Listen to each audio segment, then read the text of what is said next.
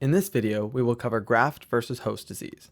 Graft versus host disease is the final form of rejection between donor and recipient. Immediately following a hematopoietic cell replacement from a donor, many individuals will experience some form of graft versus host disease. The mechanism is almost the exact opposite of acute transplant rejection.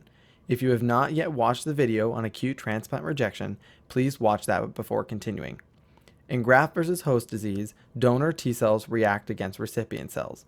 Whereas in acute transplant rejection, recipient T cells were reacting against donor cells expressing different forms of MHC, in graft versus host disease, there are donor T cells which react to recipient cells expressing a different form of MHC. Donor T cells were not sensitized in the donor thymus to be tolerant of different MHC peptides. Therefore, when they are exposed to the recipient MHC with different protein fragments, the donor T cells react against the recipient cells. Here, we can see the same image as the acute transplant rejection.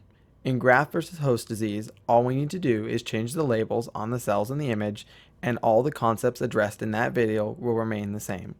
The same protein can be presented differently on donor and recipient cells because of small differences in the MHC binding sites. If the donor T cells detect the peptide fragments in the recipient MHC, they will react and damage the recipient cells. It is important to note that because this reaction is mediated by the donor T cells, the reaction will last only as long as the donor cells survive within the recipient. As the donor T cells are replaced by T cells produced by the recipient, this reaction will decrease until it no longer exists.